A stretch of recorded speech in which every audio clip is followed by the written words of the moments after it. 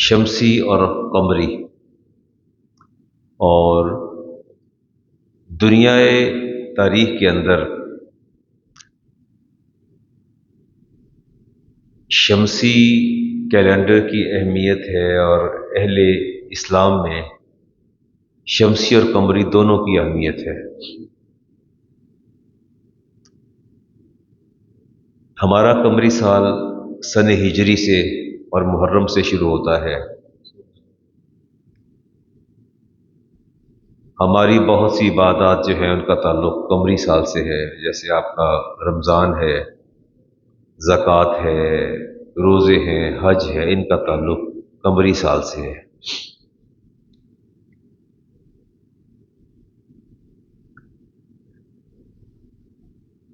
لیکن شمسی سال کو بھی آپ نظر انداز نہیں کر سکتے۔ یہ عدت جو ہوتی ہے، کسی کی موت کے بعد شوہر فوت ہو جائے تو عورت عدت، اگر کسی قمری مہینے کی یکم کو عورت بیوہ ہوتی ہے تو 4 مہینے پورے اور 10 دن جو ہیں وہ اوپر۔ لیکن اگر شوہر درمیان میں کسی تاریخ میں فوت ہو جائے تو پھر 130 دن پورے کرنا ہوتے ہیں۔ یہ بات ذہن میں رکھ لیں، اس کو آپ نے بھولنا نہیں ہے۔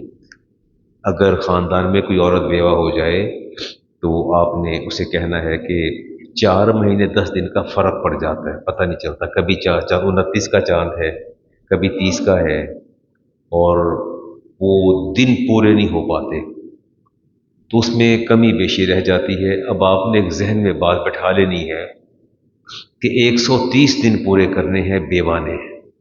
اگر یکم کو کوئی کسی کا انتقال ہوتا ہے تو پھر تو 4 مہینے اور 5ویں کے 10 دن آ جائیں گے۔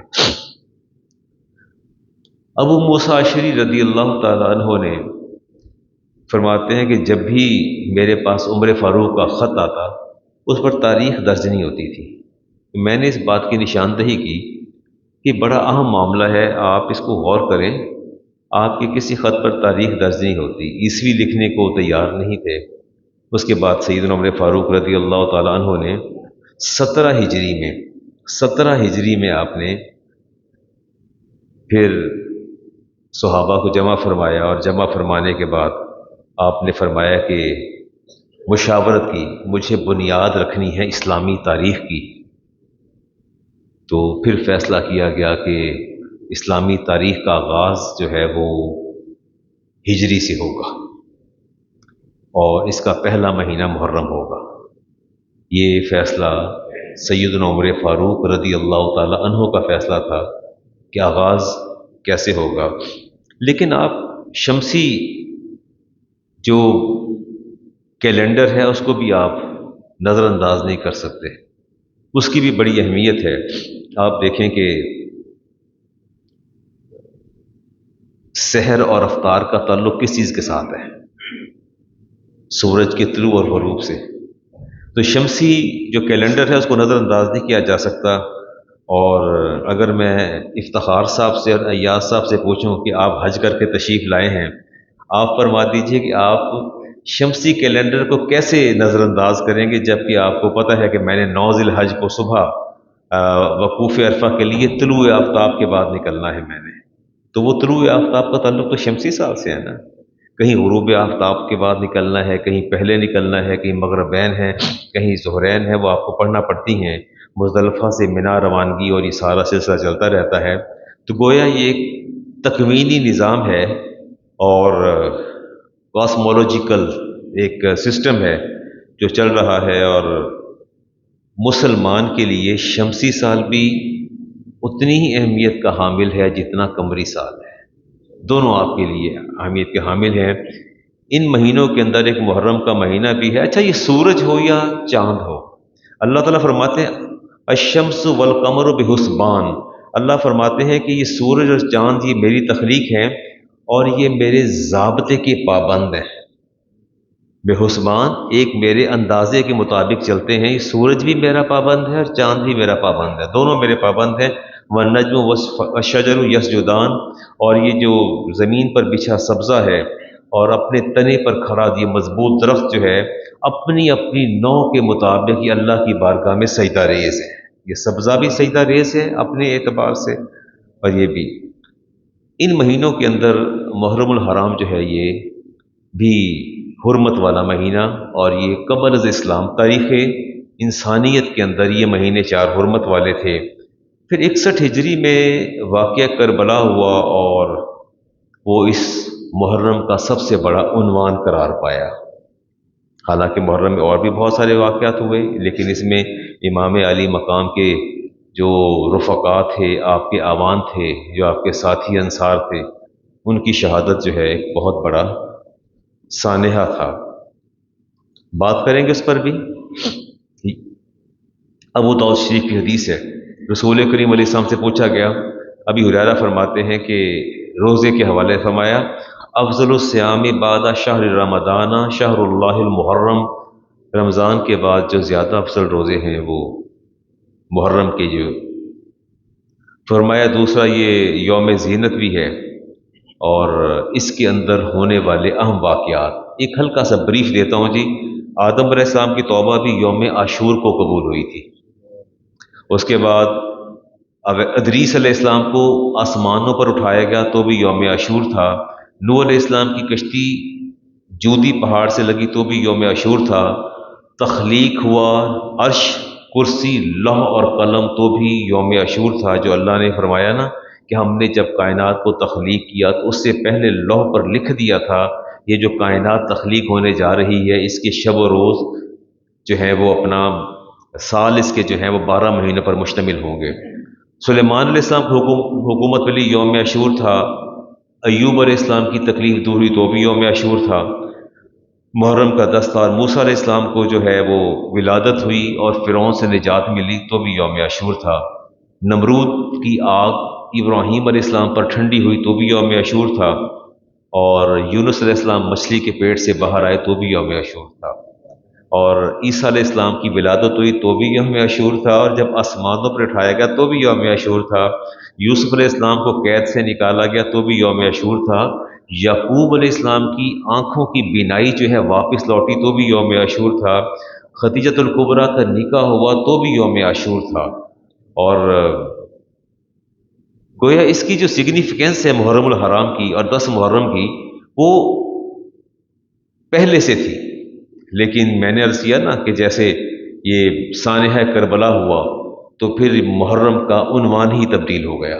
پھر اس کا اور رسالت امام مسلم کی حدیث ہے اور بخاری شریف کی حدیث، عبداللہ ابن عباس اس کے راوی ہیں، فرمایا آپ سے پوچھا گیا کہ یہ یہودی روزہ کیوں رکھتے ہیں 10 محرم کا؟ تو کہا یا رسول اللہ یہ کہتے ہیں کہ ہمارے موسیٰ علیہ السلام کو نجات ملی تھی فرعون سے۔ فرمایا فَنَحْنُ أَحَقُّ، ہم زیادہ حقدار ہیں، وَأَوْلَى بِمُوسَىٰ مِنْكُمْ، ہم زیادہ اس بات کے حقدار ہیں، اور نظریاتی طور پر ہم موسیٰ کے زیادہ قریب ہیں۔ فرمایا فَصَامَهُ رسول اللہ، آپ نے خود بھی روزہ رکھا، وَأَمَرَ بِصِيَامِهِ، اور آپ نے اس دن روزہ رکھنے کا حکم بھی اشارہ فرمایا۔ اگلے دن آپ کو بتایا گیا رسول اللہ کہ یہ تو یہود بھی روزہ رکھتے ہیں 10 کا، تو کیا کیا جائے؟ فرمایا اِنَّهُ يَوْمٌ يُعَظِّمُ الْيَهُودُ، یہ وہ دن ہے جس دن یہودی بھی اس دن کی تعظیم کرتے ہیں۔ تو آپ نے فرمایا قَالَ لَئِن بَقِيتُ إِلَىٰ قَابِلٍ، اگر میں اگلے سال زندہ رہا، لَأَصُومَنَّ التَّاسِعَ، تو میں 9 محرم کا بھی روزہ رکھوں گا۔ ٹھیک ہو گیا۔ اب آپ نے جو میسج کنوے کرنا ہے کہ روزہ 10 محرم کا نہیں 9 کا ساتھ رکھنا پڑے گا۔ 10 محرم کو روزہ رکھیں گے تو آپ کی مشابہت یہود کے ساتھ ہو جائے گی۔ کس کے ساتھ ہو جائے گی؟ میں نے امام مسلم کی حدیث پڑھی اور عبداللہ ابن عباس اس کے راوی ہیں، آپ سے کہا گیا اِنَّهُ يَوْمٌ يُعَظِّمُ الْيَهُودُ، یہ 10 محرم کو روزہ رکھنا یہ یہودیوں کا طریق ہے کہ وہ اس دن کی تعظیم کرتے ہیں۔ فرمایا وَالنَّصَارَى، یہود والنصارى، اور عیسائی۔ فرمایا قَالَ لَئِن بَقِيتُ إِلَىٰ قَابِلٍ، اگر میں باقی رہا اگلے سال تک، لَأَصُومَنَّ التَّاسِعَ، تو میں 9 محرم کا بھی روزہ رکھوں گا۔ تو آپ کون سے روزے رکھیں گے جی؟ 9 کا۔ ٹھیک ہو گیا، چلیے بات ہو گئی۔ اور آپ نے ارشاد فرمایا کہ صوموا یوم عاشورا، یہ یوم عاشور کا روزہ رکھنا، یوم کانت الانبیاء تصومہ، یہ انبیاء کی سنت ہے، سارے نبی یوم عاشور کا روزہ رکھتے چلے آئے ہیں، تو یہ انبیاء کی سنت بھی ہے۔ ٹھیک ہو گیا۔ اور آپ نے فرمایا، امام مسلم کی حدیث اور امام طحاوی نے اس کو نقل کیا، قتادہ بن نعمان رضی اللہ تعالیٰ اس کے راوی ہیں، فرماتے ہیں قال صیام یوم عاشورا احتسب علی اللہ ان یکفر السنۃ التي قبلہ، اللہ تعالیٰ پچھلے سال کے گناہوں کو معاف فرما دیتا ہے، صغیرہ گناہوں۔ یہ آپ جب یوم عاشور کا روزہ رکھتے ہیں، اور آپ نے فرمایا من فطر مومنا، جس کسی نے مومن کو روزہ افطار کرا ہے یوم عاشور کا، فکأنما افطر عنده جمیع امت محمد، یوں اس نے ایسا اجر پایا جیسے اس نے پوری امت مصطفیٰ کا روزہ کھلوا دیا۔ تو کوشش کریں کہ کہیں اہتمام ہو جائے، کسی نہ کسی جگہ پر نا روزے کی افطاری کا اہتمام ہو جائے، تاکہ اللہ تعالیٰ یہ آپ کو اجر و ثواب عطا فرما دے۔ امام بہقی کی شعب الایمان سے روایت لے رہا ہوں، ابن مسعود اس کے راوی عبداللہ ابن مسعود، قول النبی علیہ السلام من وسع علی عیالہ فی نفقۃ یوم عاشورا، جو 10 محرم کو اپنے اہل خانہ پر وسعت کرتا ہے، 10 محرم کو اپنے اہل خانہ پر وسعت سے مراد کشادگی کرتا ہے، بہتر خرچ کرتا ہے، ان کا زیادہ خیال رکھتا ہے مالی اعتبار سے، فرمایا واسع اللہ علیہ سائر سنت ہی، اللہ تعالیٰ پورا سال اس پر وسعت فرما دیتا ہے۔ تو آپ نے 10 محرم یا 9 محرم کو اپنے اہل خانہ پر وسعت کرنی ہے، اچھا کھانا کھلانا ہے، اچھا روزہ کھلوا دیں، گھر میں کوئی اہتمام کر لیں، تاکہ اللہ تعالیٰ آپ کو جو ہے وہ اس کا اجر عطا فرما دے۔ 2 ہستی ہیں جی، سیدنا عمر فاروق رضی اللہ تعالیٰ عنہ اور اہل بیت اطہار۔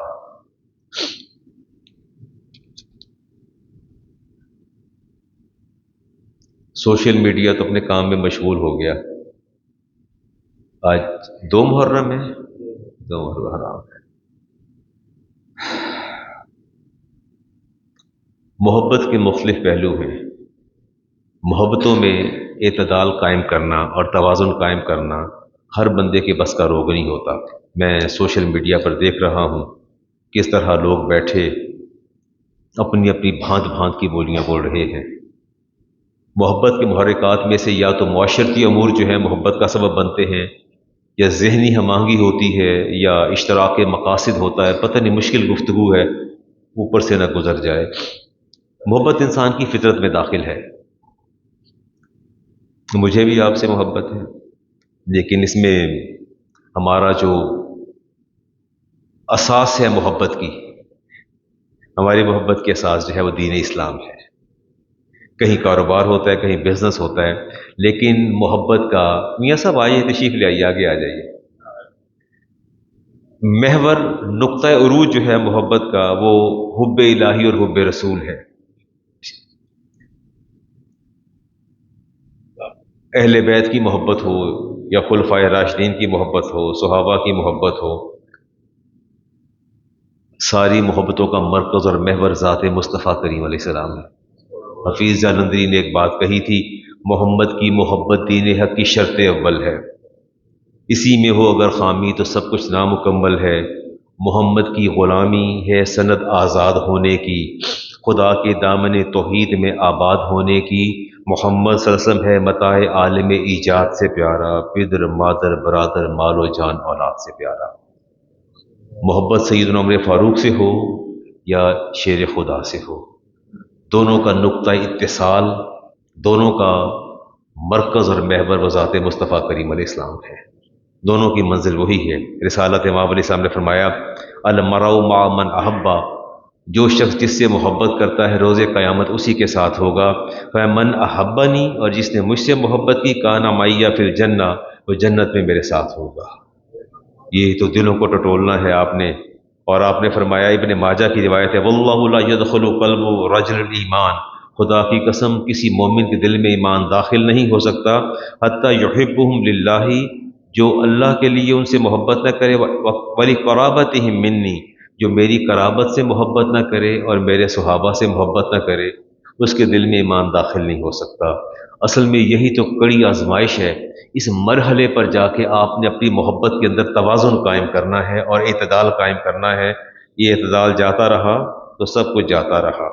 کاش ہمیں سمجھ آ جائے ہم نے کرنا کیا ہے۔ رسالت امام علیہ السلام نے فرمایا، امام فخر الدین رازی نے تفسیر کبیر میں لکھا، من مات علی حب آل محمد مات شہیدہ، جو میری آل کی محبت میں دنیا سے رخصت ہوا وہ شہادت کی موت پہ گیا۔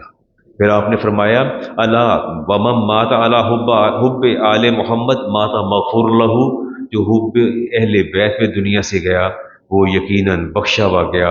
اور فرمایا الا ومن مات علی حب آل محمد مات مومنا مستکمل الایمان، وہ مومن دنیا سے گیا اور کامل ایمان کے ساتھ گیا، محبت کے پیمانے۔ اور فرمایا الا ومن مات علی حب آل محمد جعل اللہ قبرہ مزار الملائکۃ الرحمہ، اور جو حب اہل بیت پر دنیا سے رخصت ہوا تو گویا آپ نے ارشاد فرمایا کہ وہ ایسا گیا کہ اس کی قبر جو ہے فرشتوں کی زیارت گاہ بنا دی جائے گی۔ یہ اہل بیت کی محبت کا ثمر۔ لیکن محبت کا پیمانہ تو آپ کو کیسے طے کرنا ہے؟ آپ کو اگر امام علی مقام سے محبت ہے تو پھر محبت کا کیا، وہ آپ کا زاویہ نگاہ کیا ہوگا اور آپ کا پیمانہ کیا ہوگا؟ شیر خدا کی نماز تو کبھی نہیں چھوٹی، تو میری چھوٹ جائے تو پھر محبت تو نہ ہوئی نا۔ عمل بنیادی چیز ہے، اس پر کوئی سمجھوتا نہیں کیا جا سکتا۔ لکل شیء اساس، ہر چیز کی ایک بنیاد ہوتی ہے، اور اساس الاسلام حب اصحابی و اہل بیتی، میرے نبی نے فرمایا کہ اسلام کی اساس اور بنیاد جو ہے وہ میرے صحابہ سے محبت ہے اور میرے اہل بیت سے محبت ہے۔ اساس اسلام کی ان دو محبتوں پر ہے۔ اگر آپ ان دونوں ہستیوں کو دیکھیں، صحابہ کی بار اور اہل بیت طہار رضوان اللہ اجمعین، اگر آپ ان کو دیکھیں، ان کے باہمی جو مودت تھی اس کا آپ تصور بھی نہیں کر سکتے۔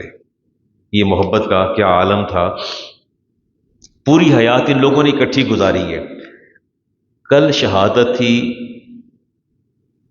سیدنا عمر، اور محرم کا یہ ابتدائی عشرہ جو ہے، پہلا عشرہ جو ہے، اس کا عنوان جو ہے وہ امام علی مقام کی شہادت اور اہل بیت کی محبت۔ آئیے دیکھتے ہیں ان کے باہمی تعلقات کیسے تھے، دیکھنا چاہیے، ہاں دیکھنا چاہیے۔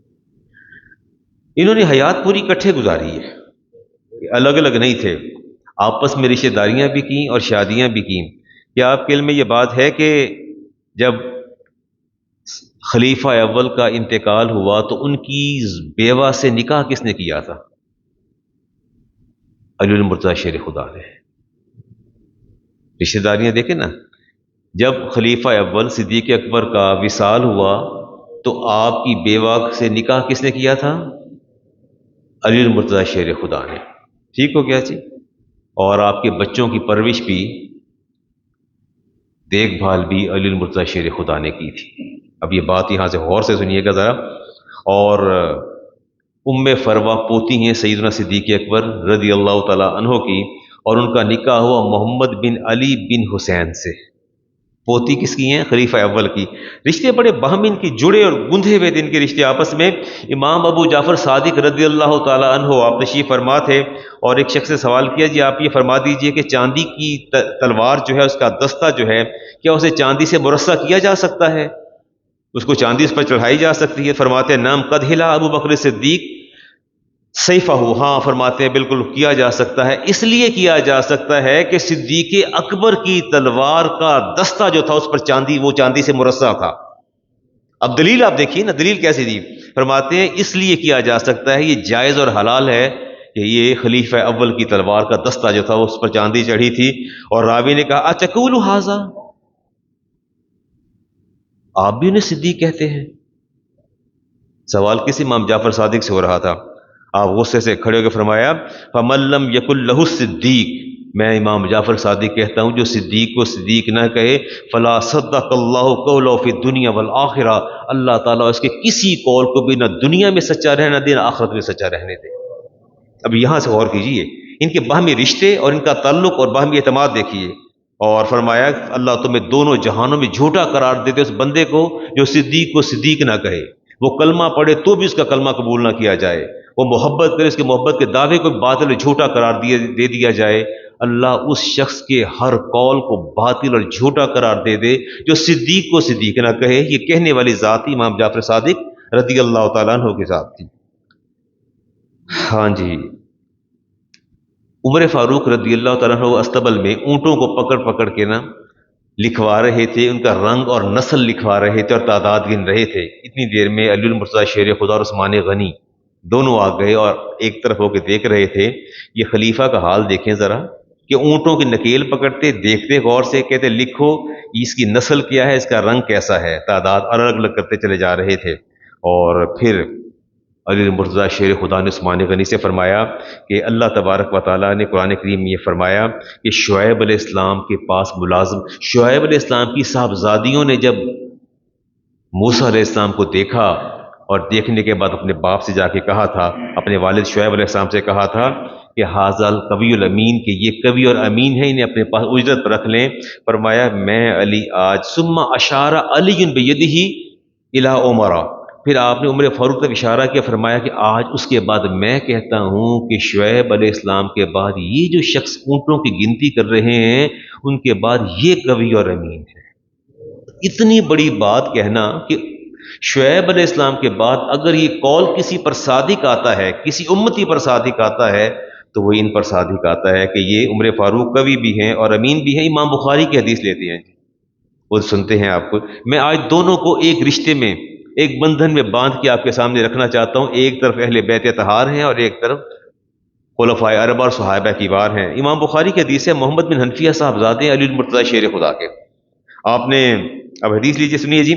پوچھتے ہیں اپنے والد سے، علی المرتضیٰ شیر خدا سے، ای الناس خیر بعد النبی علیہ السلام، کہ بابا وہ نبی کریم علیہ السلام کے بعد سب سے زیادہ بہتر انسان کون ہے؟ قال ابو بکر صدیق۔ امام بخاری کی حدیث لے رہا ہوں میں آپ کے سامنے۔ سوال کرنے والے کون ہیں؟ محمد بن حنفیہ، کس کے صاحبزادے ہیں؟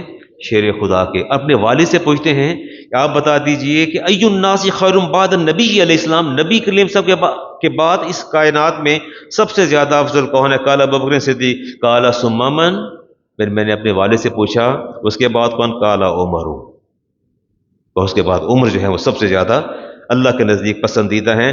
وخشیت ان یقول عثمان، محمد بن حنفیہ کہتے ہیں کہ مجھے ڈر لگا کہ اگر میں نے کچھ آگے پوچھا تو انہیں کہنا عثمان، اگر میں نے آگے پوچھا نا، پہلے پوچھا تو صدیق اکبر کا نام لے دیا میرے والد نے، شیر خدا نے، دوبارہ پوچھا عمر فاروق کا نام لے دیا، اور تیسری بار اگر میں پوچھوں گا تو انہوں نے پھر کس کا نام لینا ہے؟ عثمان غنی کا۔ کہتے ہیں میں نے سوچا پینترا کیوں نہ بدلوں، کہتے میں نے پینترا بدلی، قلت ثم انت، میں نے کہا ہاں بالکل ٹھیک ہے، ان کے بعد آپ ہیں، ان کے بعد آپ ہیں۔ قال ما انا الا رجل من المسلمین، فرمایا خاموش رہو، میں تو عام مسلمانوں میں سے ایک مسلمان ہوں۔ آج ہی دیکھیں آپ، آج ہی دیکھیں، they were down to earth people، وہ لوگ ڈاؤن ٹو ارتھ تھے۔ فرمایا میں تو کیا ہوں؟ فرمایا الا رجل من المسلمین، اور میں تو عام مسلمانوں میں سے ایک مسلمان ہوں۔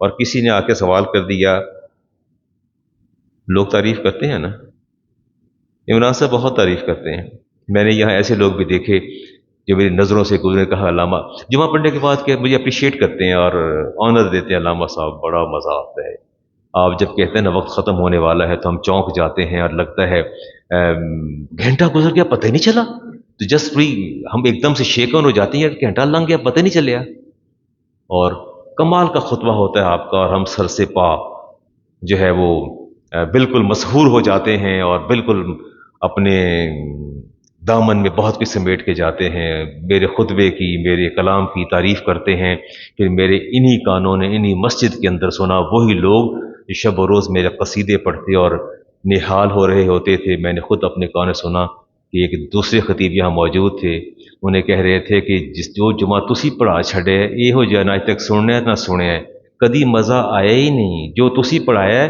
بس تسی پڑھایا ہے، اج تک اسی آجا پڑھ ہی نہیں سکے۔ And I was hearing by my self, میں خود سن رہا تھا۔ ضرورت نہیں ہوتی ان چیزوں کی، خوشبو از خود بکھر کے اپنی خبر دے دیتی ہے، اسے بتانا نہیں پڑتا کہ میں خوشبو ہوں۔ کسی نے آ کے آپ کے سامنے کہہ دیا، علی مرتضیٰ شیر خدا کے سامنے کہا ما رأیت احدا خیرا منکا، میں نے اے شیر خدا آپ سے زیادہ اللہ کی مخلوق میں کوئی بہتر انسان نہیں دیکھا۔ کوئی مجھ جیسا ہوتا تو پھول کے کپا ہو جاتا، نہ جانے مجھے ویل چیئر پہ بٹھا کے گاڑی میں بٹھانا پڑتا۔ ایسی تعریف کہ میں نے، اس نے کہا کہ میں نے مخلوق خدا میں آپ سے بہتر کوئی نہیں دیکھا۔ فقال له حل رأیت نبی علیہ السلام، فرمایا بات سن ادھر آ، تو نے میرے نبی کو دیکھا ہے؟ میرے نبی کو دیکھا ہے؟ قال اللہ، کہتے جی میں نے نہیں دیکھا ہے۔ فرمایا قال حل رأیت ابا بکر و عمر، کیا تم نے ابو بکر اور عمر کو دیکھا ہے؟ کیا تم نے دیکھا ہے؟ کہتا ہے قال اللہ، کہتے ہیں لو اخبرتنی، اگر تم مجھے یہ کہہ دیتا انک رأیت النبی، کہ تو نے میرے نبی کو دیکھا ہے اور پھر تو نے مجھے کہا کہ مجھ سے بہتر تو نے اللہ کے مخلوق میں نہیں دیکھا، فرمایا ضربت عنقہ، میں تیری گردن یہی اتار دیتا، میں تیری گردن یہی اتار دیتا، کہ تیری جرت کیسے ہوئی تو یہ کہے کہ میں نے رب کی مخلوق میں علی سے بہتر کوئی نہیں دیکھا۔ فرمایا اگر تو ولو اخبرتنی انک رأیت ابا بکر و عمر، اور اگر تو یہ کہتا کہ میں نے ابو بکر عمر کو دیکھا اور پھر تو مجھے کہتا کہ میں نے اللہ کی مخلوق میں کوئی نہیں دیکھا، لو اوجتک عقوبۃ، تجھے میں ایسی دردناک سزا دیتا کہ قیامت تک تیری مثال بن جاتی۔ تو نے کہہ کیسے دیا مجھے یہ بات، کہی کیسے تو نے مجھے؟ کیا ان سے بہتر کوئی ہستیاں ہو سکتی ہیں؟ یہ ان کے باہمی روابط اور تعلقات تھے، یہ ان کی محبتوں کا عالم تھا کہ انہوں نے ہمیشہ اپنے آپ کو ڈاؤن ٹو ارتھ رکھا اور ایک دوسرے کے لیے جو ہے محبت کے پیمانے بکھیر بڑی بات ہے۔ علی المرتضیٰ شیر خدا، عبداللہ ابن عباس، حسنین کریمین، یہ عیادت کے لیے گئے۔ عمر فاروق کی شہادت قریب تھی، خنجر لگا، آخری لمحے تھے، آپ کے پاس گئے اور عیادت کرنے، وہ یبکی، وہ رو رہے تھے۔ فقلت ما یبکیک یا امیر المومنین، اب جانے والے کون ہیں؟ شیر خدا، حضرت ابن عباس، حسنین کریمین، سارے اہل بیت سے ہیں، اہل بیت سے ہیں نا، اہل بیت سے ہیں نا، تو بتاتے کیوں نہیں علامہ صاحب؟ یا شیر خدا اہل بیت سے نہیں ہے، حسنین کریمین نہیں ہے، ابن عباس نہیں ہے، تو اہل بیت سے تو ہیں، اور کس سے ہیں؟ عیادت کرتے پوچھتے وہ یبکی، فقلت ما یبکیک یا امیر المومنین، کس بات نے رلا دیا؟ قال بکانی خبر السماء یذهب بی الی الجنہ الی النار، فرماتے ہیں ابھی تک آسمان سے کوئی پیغام نہیں آیا کہ عمر جنتی ہے یا جہنمی ہے، اس لیے رو رہا ہوں۔ اور یہ کون ہے جن کے بارے میں میرے نبی نے فرمایا تھا کہ میرے بعد کوئی نبی ہوتا تو عمر ہوتے، کہ اللہ نے نبوت کے سارے اوصاف ان کے اندر جمع کر دی ہیں۔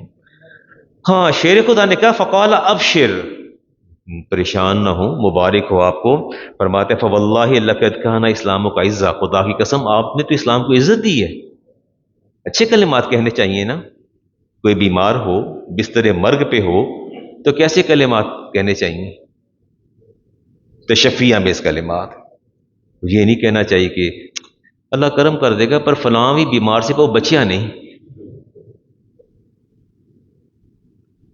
وہ ہمارے ایک استاذ ہیں، ان کو جبڑے میں جو کے اندر آپریشن کروایا دانت کا، کانچ کے سٹیچز لگے اور انفیکشن ہوئی اور دیٹ واز اسپریڈنگ، پھیل رہی تھی، اور ان کی عیادت کرتے ہوئے انہوں نے بتایا کہ جی آپ ٹھیک ہو جائیں گے، کوئی فکر کی بات نہیں، میرے ایک عزیز کو ہوا تھا لیکن وہ پھیل گیا تھا، جبڑا باہر نکال دے، وہ بیچارہ بچا نہیں ہے، but you will recover soon, you will be recover soon, but he couldn't survive، وہ بچ نہیں سکا، آپ بچ جائیں گے۔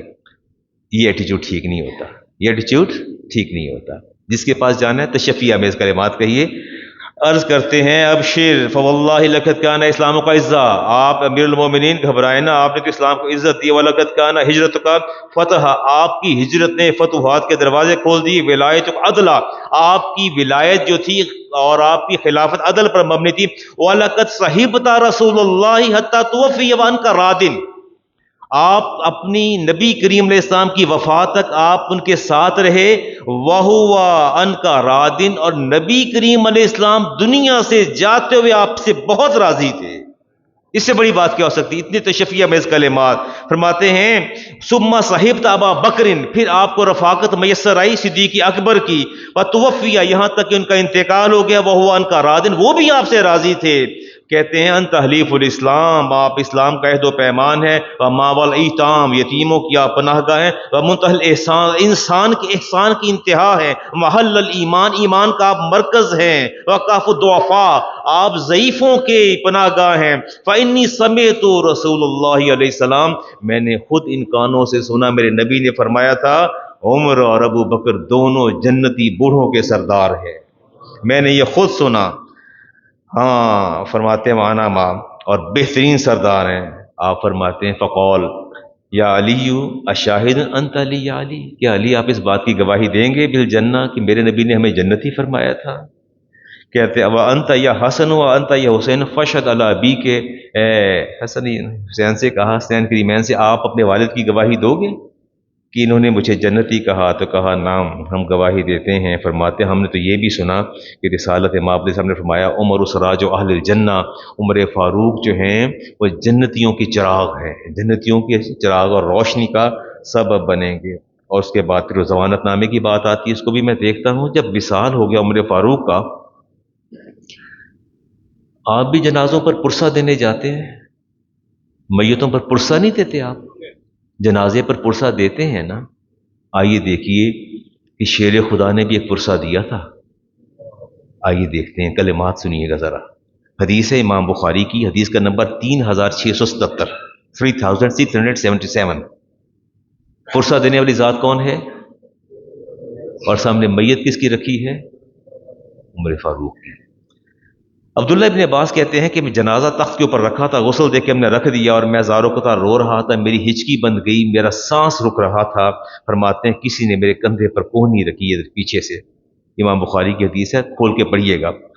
فرماتے ہیں کہ پیچھے سے میرے کانوں میں آواز آئی رحمک اللہ، اللہ آپ پر رحم کرے، ان کنت لارجو، میں امید کرتا ہوں ان یجعلک اللہ ما صاحبیک، یقیناً اللہ تعالیٰ آپ کو ان قریب آپ کے دونوں ساتھیوں تک پہنچا دے گا. لانی کثیرا ما کنت اسمع رسول اللہ، چونکہ میں نے کثرت کے ساتھ نبی کریم علیہ السلام کو یہ فرماتے سنا، یقول کنت ابو بکر و عمر ففعلت ابو بکر عمر وانطلقت ابو بکر عمر، میں نے بارہا نبی پاک کو ہی فرماتے سنا، میں ابو بکر عمر یہاں گئے، میں ابو بکر عمر نے یہ کیا، میں نے ابو بکر عمر نے یہ کھایا یہ پیا، ہمیشہ اپنے نام کے ساتھ دونوں کا نام رکھتے تھے. فإن كنت العرج، میں اللہ سے امید کرتا ہوں ان یجعلک اللہ معہما، ان قریب اللہ تعالیٰ آپ کو ان دونوں کے ساتھ ملا دے گا. امام بخاری کی حدیث نمبر 3677. عبداللہ ابن عباس کہتے ہیں یہ کون شخصیت ہے جتنی بڑی دعوے دار ہے، اتنا بڑا دعویٰ کہ اللہ تعالیٰ ان کو ان کے ساتھ ملا دے گا، یہ کیسا دعویٰ کر رہے ہیں؟ فالتفت، فرماتے میں نے التفات کیا، گردن گھما کے دیکھا پیچھے، فاذا ہوا علی بن ابی طالب، تو میں نے دیکھا پیچھے علی بن ابی طالب کھڑے تھے. یہ محبت ان کی باہم اور یہ ان کی عقیدت تھی جس کا کوئی تصور نہیں کر سکتے. جی عمر فاروق گزر رہے تھے جمعہ پڑھانے، اور گھر کے باہر میزاب پر نالا لگا تھا، اوپر سے پانی گرا، عمر فاروق کے کپڑے خراب ہو گئے. غصہ آیا شدید، فرمایا میرے آنے سے پہلے یہ میزاب جو ہے یہاں سے اتار دیا جائے، میرے آنے سے پہلے یہ میزاب پر نالا جسے کہتے ہیں یہاں نہیں لگا ہوگا. پر نالا اکھاڑ دیا گیا، ہیڈ آف دا اسٹیٹ کا آرڈر تھا تو اتار دیا گیا پر نالا. حضرت عباس گھر سے باہر تشریف لائے تو فرمایا یہ میرا پرنالا کس نے اتارا ہے، یہ کس نے اتارا ہے؟ انہوں نے کہا یہ امیر المومنین کا حکم تھا. پریشان ہو گئے، بھی یہ تو بڑی عجیب سی بات ہے. جمعہ پڑھا کے جب واپس آئے نا، نکلے، آپ نے ہاتھ تھاما، کہا فواللہ انہ لموضع الذی وضعہ النبی علیہ السلام، کہتا خدا کی قسم یہ جو پرنالا ہے نا یہ میرے نبی نے اپنے ہاتھوں سے لگایا تھا. کس سے لگایا تھا؟ خود، اس کو خود نصب کیا تھا. فقال عمر للعباس، آپ چونک گئے، فرمایا یہ خود لگایا تھا؟ فرمایا ہاں، آپ نے اتروایا نا یہ پرنالا، خود میرے نبی نے میزاب خود لگوایا تھا. اور پھر عمر فاروق نے ہاتھ تھاما حضرت عباس کا، فرمایا وَأَنَا عَازِمُ عَلَيْكَ، میں آپ کو خدا کی قسم دیتا ہوں، آپ کو قسم دیتا ہوں کہ مَا صَدْتَ عَلَىٰ ظَهْرِي، آپ میری پشت پر کھڑے ہوں گے اور میں جھکوں گا، حَتَّى تَدَعْهُ فِي مَوْضِعِ الَّذِي وَضَعَهُ رسول اللہ علیہ السلام، جس جگہ نبی کریم علیہ السلام نے میزاب کو لگایا تھا اسی میزاب کو آپ لگائیں گے، لیکن پشت عمر کی ہوگی اور کھڑے آپ ہوں گے. حضرت عباس، اور حدیث پاک میں ففعل ذلک العباس، اور عباس نے ایسا کیا. امیر المومنین جھک گئے، آپ اوپر چڑھ کے اپنے ہاتھوں سے اس میزاب کو واپس لگا دیا. باتوں کو کیجول نہ لیا کریں، ان کی ڈیپتھ میں جا کے دیکھیں کہ ان کا باہمی احترام کتنا تھا. آپ کا تھانے دار S H O police station کا، he is out of control, he is uncontrollable. A S I is also uncontrollable. وہ ہیڈ آف دا اسٹیٹ تھے، خلیفہ تھے، 22 लाख मुरब्बा मील پر حکومت کر رہے تھے، اور حکومت بھی آنکھ کے اشارے سے کرتے تھے. وہ جھکے کھڑے ہیں اور خانوادہ مصطفیٰ ان کی پشت پر کھڑے ہیں، اور ساتھ ساتھ کیا فرما رہے ہیں؟ جھکے ہوئے کیا فرما رہے ہیں؟ فرماتے ہیں سمعت رسول اللہ یقول، میں نے خود نبی پاک سے سنا، کل سبب و نسب ینقطع یوم القیامت الا ما کان سببی و نسبی. فرمایا عباس میں نے خود سنا، میرے نبی نے فرمایا قیامت قائم ہوگی، اللہ تعالیٰ سب کے حسب اور نسب کو ختم کر دے گا. روز محشر ایک ہی ذات جس کا حسب بھی باقی رہے گا، نسب بھی باقی رہے گا، وہ میری ذات ہے. وہ میری ذات ہے، نہ میرا نسب ختم ہوگا نہ میرے اہل بیت کا نسب ختم ہوگا. بس وہ چھوٹی چھوٹی باتیں آپ سے کرتا چلا جاتا ہوں جی. اب دیکھیے اذان جو تھی پہلے، یہ کیا پڑھتے ہیں جی؟ جو تو اشہد اللہ الہ الا اللہ، آگے کیا پڑھتے ہیں؟ یہ نہیں تھا، یہ نہیں تھا. اس کے بعد پتہ کیا آتا تھا؟ حی علی الصلاۃ حی علی الفلاح. عمر فاروق نے پکڑ لیا بلال کو، فرمایا یہ مجھے اذان مکمل نہیں لگتی. انہوں نے کہا مکمل کیوں نہیں لگتی؟ اتنے عرصہ سے ہم دے رہے ہیں، اذان کہہ رہے ہیں رسالت امام علیہ السلام کے سامنے، آپ کو یہ ادھوری کیسے محسوس ہوتی ہے؟ آپ فرماتے ہیں کہ میرا یہ جی چاہتا ہے جب کہا جائے نا اشہد اللہ الہ الا اللہ، اس کے بعد کیا کہا جائے؟ اشہد ان. بلال ناراض ہو گئے، لیکن اذان میں اضافہ کر رہے ہیں.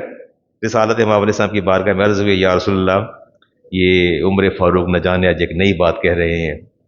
فرمایا کیا کہتے ہیں؟ کہ نہیں، کہتے ہیں کہ حی علی الصلاۃ سے پہلے گواہی دو کہ اللہ کے رسول ہے محمد صلی اللہ علیہ وسلم. فرمایا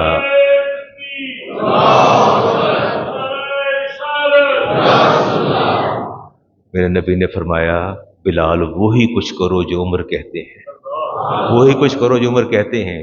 میاں صاحب اس دن سے لے کے آج تک قیامت قائم ہو جائے گی، عمر فاروق کا وہ ایڈیشن اذان کے اندر کوئی رد نہیں کر سکا.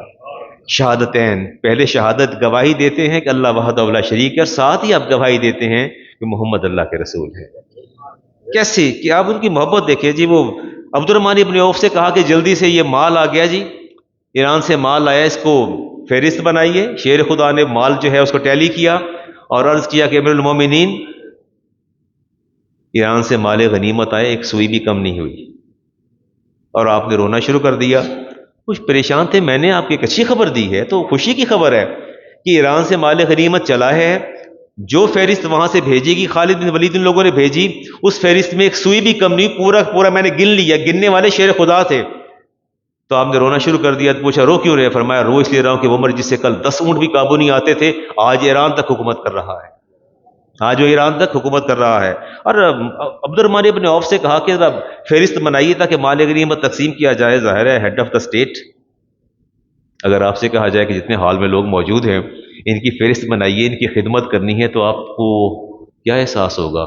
آپ سر فہرست میرا نام لکھیں گے کہ مولانا کا نام پہلے لکھیں، عالم دین ہیں اور پڑھے لکھے آدمی ہیں اور عمر رسیدہ بندہ، اس کا نام پہلے آنا چاہیے. ایک طریقہ ہے جی. آپ کے گھر میں کوئی نام ہوگا تو صرف آپ کا، عمران صاحب آپ کا ہوگا. یہ تو ایک قرینہ اور قاعدہ ہے نا، ایک تو ضابطہ ہے. اور وہ عبد الرحمن ابن عوف لسٹ لے کے آئے اور سب سے پہلے نام کس کا تھا؟ امیر المومنین کا. کس کا نام تھا؟ ہاں، آپ نے فرمایا اکتب الناس علی منازلہم، یہ فہرست واپس لے جاؤ. اکتب الناس علی منازلہم، اور لوگوں کو ان کی حیثیت اور مرتبے کے مطابق لسٹ بنا کر لاؤ. لوگوں کی فہرست ان کے مرتبے اور مقام کے مطابق لے آؤ. لکنہ ابداؤ بقرابت النبی علیہ السلام، لیکن میں تمہیں حکم دیتا ہوں کہ سر فہرست جو نام آئے گا قرابت النبی علیہ السلام کا آئے گا، پہلے نام اہل بیت کا آئے گا. فرمایا الاقرب فالاقرب، اس کے بعد دیکھنا اور آپ کے کون زیادہ قریب ہے، اور قریب اور قریب کون ہے. حتی تدع عمر حیث وضع اللہ، عمر کو وہیں رکھو جہاں عمر کو اللہ نے رکھا ہے. عمر کو وہیں رکھو جہاں کہاں کس نے رکھا ہے؟ خدا نے رکھا ہے. واللہ ما ادرکنا الفضل فی الدنیا ولا ما نرجو من الاخرہ، خدا کی قسم من ثواب اللہ، دنیا میں ہمیں جو اجر ملنا ہے وہ بھی اہل بیت کے صدقے ملنا ہے، اور جو آخرت میں ملنا ہے وہ بھی اہل بیت کے تصدق سے ملنا ہے. علی ما عملنا الا بمحمد فهو شرفنا، ہمیں سارا صدقہ خیرات نام مصطفیٰ کی میسر آنی ہے، وہ فہو شرفنا، فرمایا یہ اہل بیت ہمارا شرف ہے، وہ قوم اشرف العرب، اور ان کا خاندان پورے عرب میں سب سے اشرف ہے، ثم الاقرب فالاقرب، فرمایا عمر آج قاعدہ مقرر کرتا ہے کہ سب سے پہلے جو نام آئے گا پہلے بیت اطہار کا آئے گا۔ آپ کے صاحبزادے نے جی وہ اعتراض کیا کہ میں تو جہاد پر بھی جاتا ہوں، سارے کام بھی کرتا ہوں، اور آپ نے زیادتی کی میرے ساتھ، آپ نے حسنین کریمین کے لیے وظیفہ زیادہ مقرر کر دیا اور میرے لیے کم کیا، انہیں ہزار ہزار درہم دے رہے ہیں اور مجھے آپ کم دے رہے ہیں۔ تو آپ نے فرمایا ٹھیک ہے، آ جاؤ بات کر لو میرے ساتھ، آپ کو اعتراض ہے کہ وہ جہاد پر نہیں گئے حسنین کریمین، پھر بھی میں نے ان کو زیادہ مال غنیمت سے بھی دیا اور ان کا وظیفہ زیادہ مقرر کیا، فرمایا میرے 2-3 سوالوں کے جواب دے دو تو وظیفہ ان کے برابر لے لو۔ عبداللہ ابن عمر بہت بڑے محدث، بہت بڑے فقیہ اور ہزاروں حدیث کے راوی، کہتے ہیں بات یہ بیٹا، میں امیر المومنین ہوں، تو یہ بتا دے کہ اگر تیری ماں کی کوئی قدر حسنین کریمین کی ماں کے ساتھ مشترک ہے تو مجھے وہ بتا دے، اگر تیرے باپ کا مقام وہی ہے جو علی المرتضی شیر خدا کے تب بھی بتا دو، اگر تیرے نانا کی حیثیت وہی ہے جو ان کے نانا کی ہے تو بھی بتا دو، اگر تیری نانی کی حیثیت خطیب کبریٰ جیسی ہے تو بھی بتا دو، اگر کہیں کی مماثلت نظر آتی تو مجھے بتا دو، میں تیرا وظیفہ ڈبل کر دوں گا۔ کیسے کر دوں؟ جو میں نے فیصلہ کیا بالکل ٹھیک کیا جی۔ ایک حدیث لیتے ہیں جی، حدیث ہے کنز العمال کی اور نمبر ہے 14504، عبداللہ ابن عباس اس حدیث کے راوی ہیں جی۔ ڈسیژن ہوا جی، قاضی شریح کے پاس ایک مقدمہ آیا اور مقدمہ کچھ اس نوعیت کا تھا کہ ایک شخص تجارت کے لیے باہر گیا، مہینوں لگ جاتے تھے، 2 بیویاں تھیں، دونوں ایک ہی گھر میں تھیں، دونوں پریگننٹ تھیں، اللہ کا کرنا ایسا ہوا کہ ایک ہی رات میں ڈیلیوری ہوئی، دونوں پریگننٹ تھیں جاتے ہوئے، اور ایک کے ہاں بیٹا ہوا، ایک کے ہاں بیٹی ہوئی، اور دونوں نے رد و بدل کیا اور فساد کھڑا ہو گیا، وہ کہیں کہ بیٹا میرا ہے، وہ کہے بیٹا میرا ہے۔ قاضی شریح امیر المومنین کے پاس آیا، کہتا یا امیر المومنین انت المفزع، میں ناکام ہوا، آپ لوگوں کی جائے پناہ ہیں، فیصلہ کر دیجئے کیا کیا جائے۔ فرمایا نہیں، میں لوگوں کی جائے پناہ نہیں، اینا مفزعوها اینا منزعوها، فرما آؤ چلیں جس کی طرف لوگ جاتے ہیں، جو لوگوں کی جائے پناہ ہیں اور مرجع خلائق ہیں۔ لوگوں نے کہا آپ کی مراد شیر خدا اور ان کے صاحبزادے ہیں؟ تو کہا بالکل میری مراد یہی ہے۔ جب روانہ ہو فرمایا للہ ہوا وحل تفحت حرۃ بمثل ابرأتہ، فرمایا خدا کی قسم اس زمین پر اس سے افضل امت میں کسی ماں نے جنم نہیں دیا، اس کے پاس چلتے ہیں۔ کچھ آپ کی مراد شیر خدا؟ فرمایا ہاں میری مراد وہی ہے۔ کہتے ہیں رکیے آپ یہی بیٹھیے، ہم ان کو پیغام دیتے ہیں۔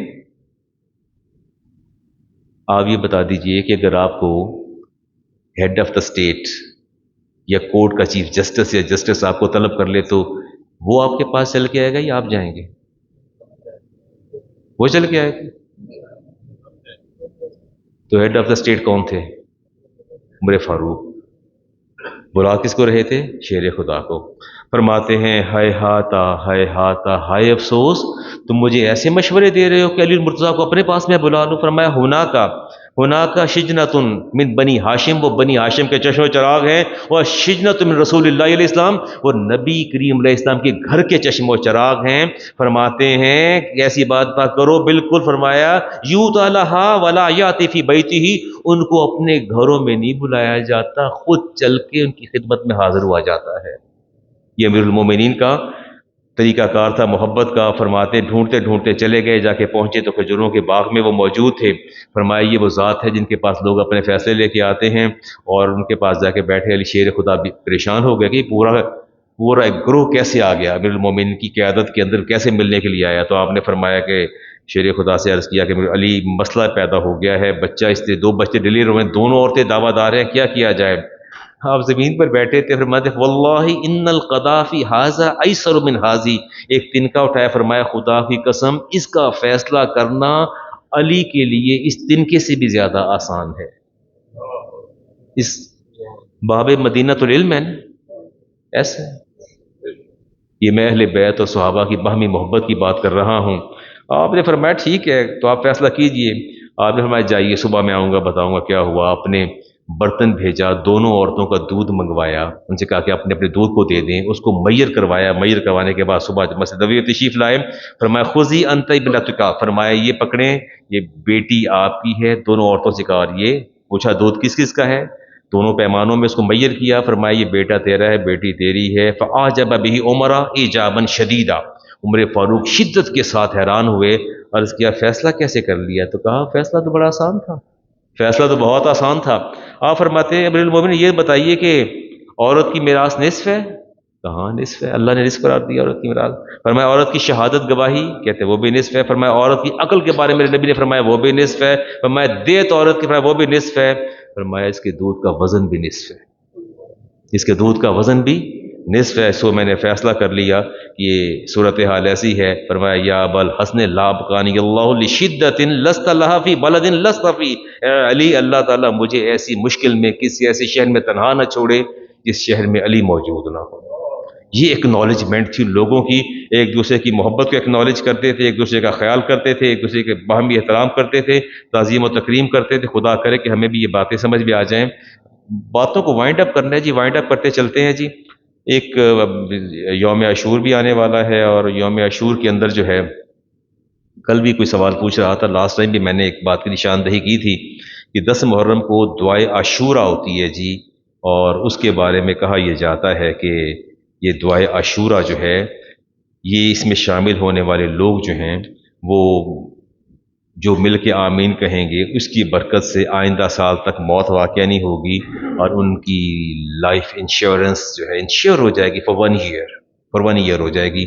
اس پر بات کروں گا میں آپ کے ساتھ، اب نہیں کروں گا کیونکہ مجھے قرآن کریم کی آیات پڑھنی ہے اور حوالہ جات دینے ہیں سیدنا عمر فاروق کی، کہ 2-4 کوٹیشنز آپ کے سامنے رکھنا چاہتا ہوں۔ آپ فرماتے ہیں کہ عمر جو ہے انتہائی پریکٹیکل، اور اس کی اپروچ بھی پریکٹیکل ہے۔ یہ سنیے گا ذرا، فرماتے ہیں مبسوط لاہ عمل کا حامل میں انسان ہوں، میں منصوبہ بندی 100 سال کی کرتا ہوں، منصوبہ بندی 100 سال کی کرتا ہوں، عمل اس قدر میرا مستعد اور منضبط ہوتا ہے جیسے آج میری زندگی کا آخری دن ہے۔ بات نہیں سمجھ نہیں آئی؟ پلاننگ 100 ایئرس کی ہے، پلاننگ کتنی ہے؟ 100 سال کی، لیکن جب کام شروع کرتا ہوں تو سمجھتا ہوں آج میرا آخری دن ہے، آج میرا آخری دن ہے۔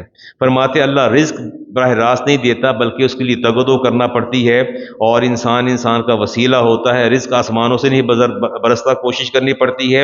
اور فرمایا جب کسی سے موازنہ کیا کرو تو دیکھا کرو اس کی اخلاقی خرابیاں نہ دیکھا کرو، اپنے آپ کو دیکھا کرو۔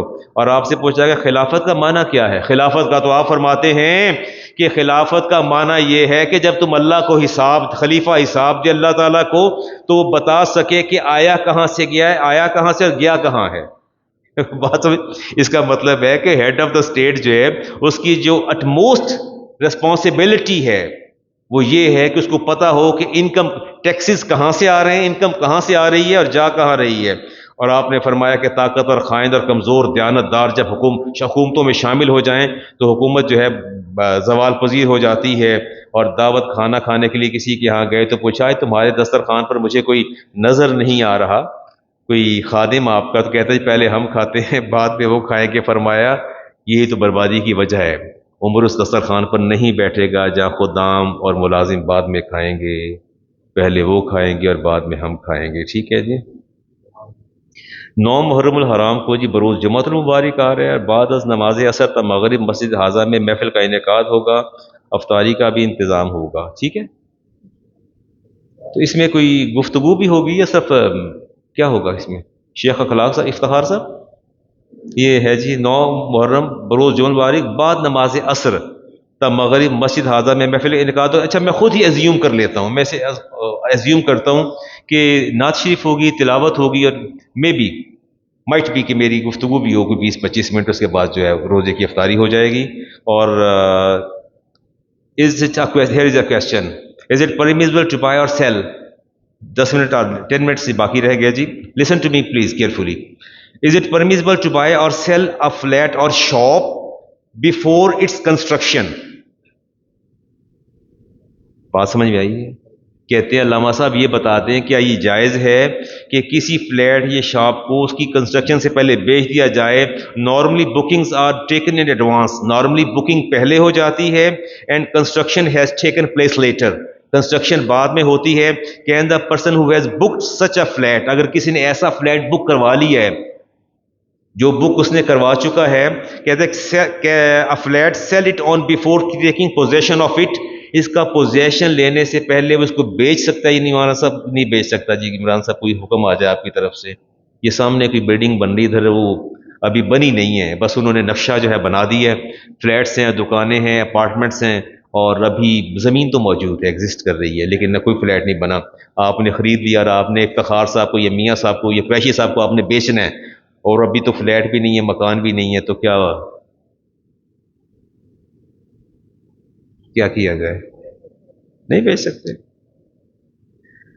جنرلی دا ایسٹس جو ہے, if you are going to sell your assets which not physically exist, جو فزیکلی ایگزسٹ نہیں کرتے ان کو بیچنا جائز نہیں ہے.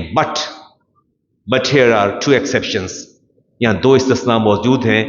اسلام گیوز یو ایکسیپشنز, اسلام دو آپ کو ایکسیپشن دیتا ہے. یہ جو اموویبل پراپرٹی ہوتی ہے, اموویبل پراپرٹی, جو جیسے یہ پلاٹ کی بات ہو رہی ہے, یہ غور سے سنیے گا. کہتے ہیں کہ یہ اس کے لیے دو رولز ہیں جی, ایک ہے بے سلم کہتے ہیں, اور دوسرا بے استثناء کہتے ہیں. یہ دو بے ہوتی ہیں, ان دونوں کے اندر ڈلیوری بعد میں ہوتی ہے, رقم پہلے چلی جاتی ہے. رقم کچھ وہ ایڈوانس آپ سارا دیتے ہیں, جیسے کوئی بیگ یا شوز آپ نے جوتا بنوانا ہو آرڈر پہ, تو پیسے آپ پیمنٹ کر دیتے ہیں نا, ڈلیوری بعد میں ہوتی ہے. کہتے ہیں جنرلی دا ایسٹس اور community being later must physically existence, وجود اس کا ہونا چاہیے. کہتے ہیں فارورڈ کانٹریکٹ, جو فارورڈ کانٹریکٹ ہوتا ہے جس کو بیسلم ہم کہتے ہیں کہ where the price of an asset is paid up front at the time of the contract for the asset اور commodity to be delivered later. یہ لیٹر ڈیلیور ہوتی ہے. مینوفیکچرنگ میں بھی یہ ہوتا ہے کہ پیسے آپ پہلے دے دیتے ہیں, چیز ایگزسٹ بعد میں کرتی ہے, بعد میں بنتی ہے. ان دونوں کو آپ بیچ بھی سکتے ہیں, خرید بھی سکتے ہیں. اگر آپ نے کسی بھی اپارٹمنٹ کو لے لیا جو فزیکلی وہاں موجود نہیں ہے, but is going to be constructed, یہ تیار ہونے جا رہا ہے, تو آپ اس کو خرید سکتے ہیں. لیکن درمیان میں ارادہ بدل گیا, آپ نے فائل جو ہے کسی کو آگے سیل کر دی, تو آپ اس کو آسانی سے آگے سیل بھی کر سکتے ہیں. ٹھیک ہو گیا جی, اس میں کوئی ایسی قباحت نہیں. اسلام نے آپ کو دو, بس آخری بات کرتا ہوں جی, آپ سے سوال ہے جی, مجھ سے پوچھا if a pregnant woman cuts something during a solar eclipse, یہ سورج گرہن اور چاند گرہن جب ہوتا ہے, گہراتے ہیں, تو کہتے ہیں کہ اگر کوئی خاتون کٹنگ سبزی کاٹ رہی ہے, کپڑے کاٹ رہی ہے, تو کہتا ہے will this have any effect on the child? میاں صاحب کوئی, میں نے اپنی آنکھوں سے دیکھا. میں ایک جگہ ملتان میں مہمان تھا, تو میں نے دیکھا کہ خاتون خانہ جو ہیں وہ بہت ہی ان کی, تو جب میں نے دیکھا تو وہ رات بھر سے بیچاری چھت پر ٹہل رہی تھیں. لینر ایکلپس تھا. میں نے پوچھا بچے سے, جن کی وہ زوجہ تھی, میں نے پوچھا بیٹا وہ یہ کیوں, کیا کوئی خیر تو ہے کہ مسلسل ٹہلے چلے جا رہی ہیں, آدھی رات گزر گئی؟ تو کہتے ہیں یہ صبح تک ٹہلتی رہیں گی جب تک کہ چاند جو گہنایا ہوا ہے یہ جب تک یہ چھوٹ نہ جائے, اس کا حالت ریسٹور نہ ہو جائے. تو میں نے کہا اس کی وجہ کیا ہے؟ وہ کہتے اس کی وجہ یہ ہے کہ اگر انہوں نے کچھ کام کیا, کپڑے کاٹے یا کوئی سبزی بنائی, یا ہاتھ لیٹتے ہوئے دائیں کو نہیں بائیں ہوگی, تو بچہ افیکٹ ہو جائے گا, بچہ ویسے ہی ڈیفیکٹو پیدا ہوگا. کوئی بات آپ کریں گے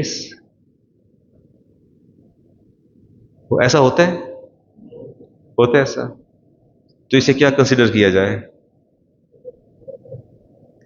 کیا جائے, کانکوچڈ پرسیپشنز, من گھڑت خیالات, دیز آر جسٹ سپرسٹیشنز. یہ صرف سپرسٹیشنز ہیں, ان کا دین سے کوئی تعلق نہیں. عائشہ صدیقہ طیبہ طاہرہ رضی اللہ تعالی عنہا, آپ کو خبر ملی کہ ساتھ والے گھر میں اللہ تعالیٰ نے ان کو بیٹا عطا فرمایا, تو فرماتی ہیں کہ میں چلی گئی اس کی مبارکباد دینے کے لیے, اور جب میں مبارکباد دینے پہنچی تو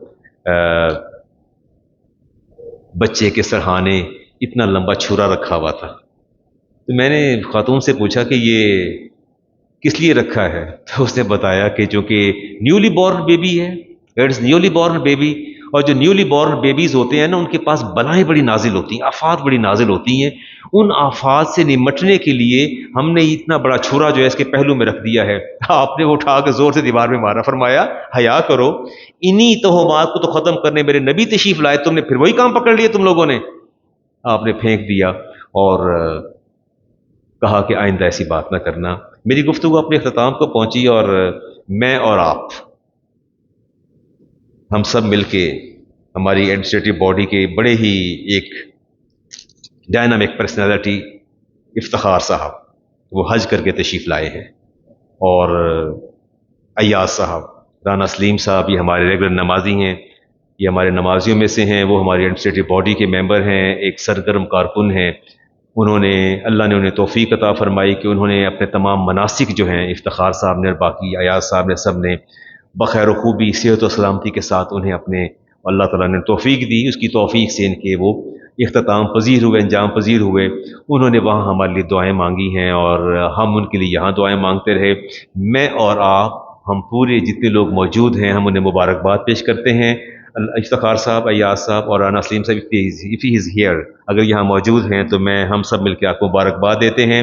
اور میں ممبر رسول پہ بیٹھ کے دعا کرتا ہوں کہ اللہ تعالیٰ آپ کے سارے مناسک کو اپنی بارگاہ میں قبول فرمائے، اور جو دعائیں آپ نے اپنے ان احباب کے لیے کی، گھر والوں، اہل خانہ کے لیے کی، اللہ تعالیٰ وہ ہمارے حق میں قبول فرمائے، اور جو ہم کرتے رہے یہاں بیٹھ کے، اللہ وہ بھی قبول فرمائے.